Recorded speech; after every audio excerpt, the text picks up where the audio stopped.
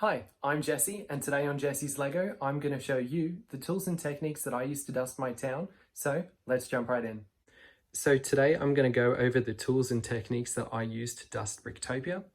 So because I keep my windows open, a fair bit of dust rolls in, and I'm sure anyone else who has windows in their Lego room that they open gets a fair bit of dust coming into their town too. So rather than washing each set and disassembling it constantly, I find it a lot easier just to use brushes. So these three are paint brushes and these three are makeup brushes, and I've got a microfiber cloth here too. And I'm just going to show you a couple of things that I'm dusting today with varying levels of dust and what tool works best for each occasion. So here I've got three different types of makeup brushes and paint brushes. So I'll start with the paint brushes. I find this one really useful for dusting roads and wide open spaces.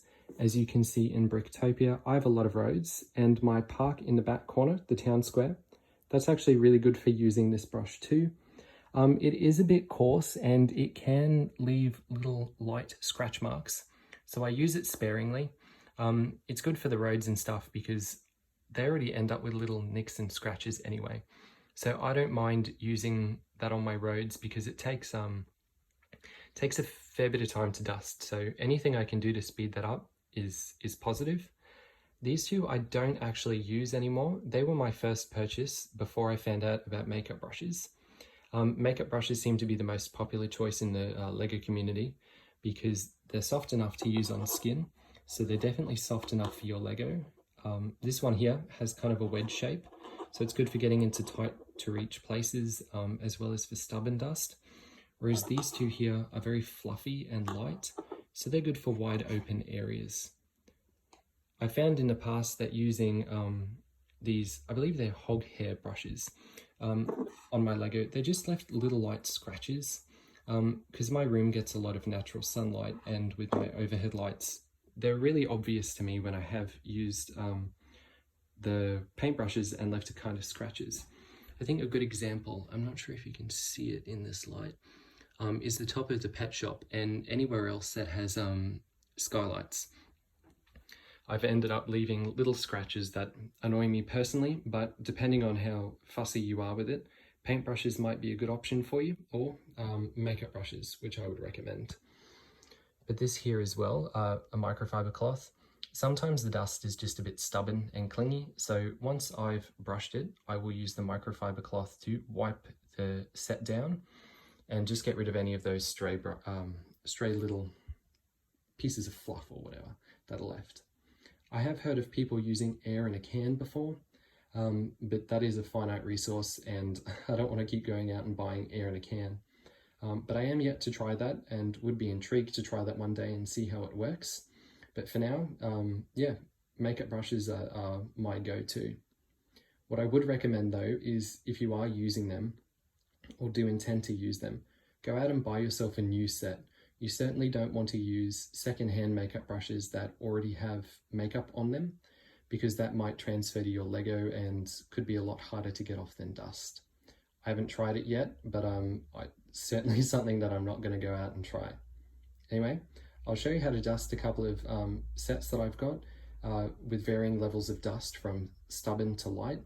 When I'm dusting road plates and tiles at street level, like the park and just sidewalks in general, I tend to use a really big, really wide paintbrush, mostly because it's got really good coverage and given how much road there is in Bricktopia, I'm constantly dusting it. So it reduces my effort involved in dusting by quite a lot. I mean, it is quite a soft paintbrush, but no matter how soft they are, they can still scratch some of the parts, especially the transparent ones. So do be careful. I don't mind using it on these tiles and normal base plates and things because they're going to get a bit of scratches anyway. They get all the dust. I'm constantly moving minifigures and vehicles over them and using them as storage when I'm building stuff too and don't want to put it on the floor. So these always have something on them and they're going to get scratched anyway. So that doesn't worry me too much. But what does worry me is I've used them I've got three paintbrushes like this, and I have used them on the transparent window parts here, and you might be able to see, but there's quite a lot of scratches. They're very small, very fine, mostly invisible, but they do catch in the light. So I would advise against using a paintbrush, as soft as it is on transparent tiles if you do wish to preserve them. There are some things that are just makeup brushes are better used for because they're soft enough for your skin. They're also very soft on Lego pieces too. I actually find they're a bit more effective at getting rid of the dust. So that would be my recommendation for transparent tiles. Definitely go for the paintbrush, makeup brushes, sorry. But for road plates and anything at street level, if you need wide coverage, a nice wide paintbrush is definitely what you should be going for.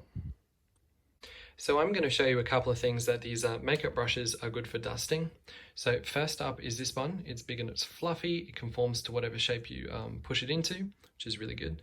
So it's very useful for actually dusting flowers and going over the top of objects, as well as footpaths and other things.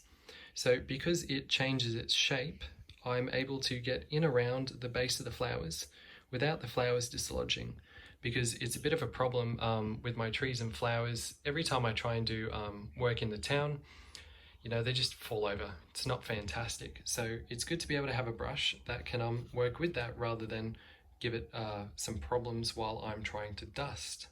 Another use of this brush is a perfect example here on the Emporium.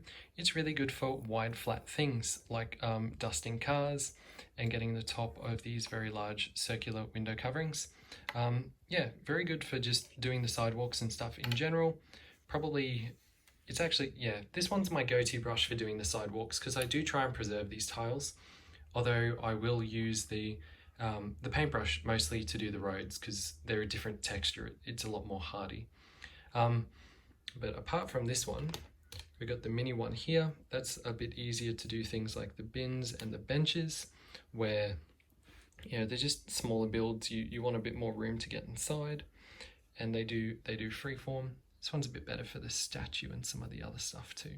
So these ones are good because they just go totally flat when you're trying to use them. But then some like this with the wedge shape are actually really good for getting in amongst this. I call it like a windowsill, but I believe it's a door rail. So getting in amongst that door rail piece is a lot easier when you've got some shape to your brush. So it can go into these tight to reach spaces and get in amongst here to do the windowsills. Whereas those fluffy brushes, they just compress. They don't handle that well. Same with the open studs. Dusting anything with open studs is a lot easier with a brush like this because it's got shape and it will resist conforming to the shape of the stud. So it's just a lot easier to get, well, that's why I tile in the first place, because I don't like having to constantly dust these open studs.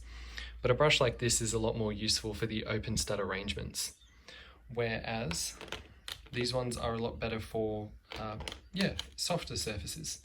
So doing a car, for example, and I've dusted this truck recently, so there's not much dust on it, but I would much rather just brush it like I'm painting it for the most part, get all the dust off the large areas, and then I'd go, wrong brush.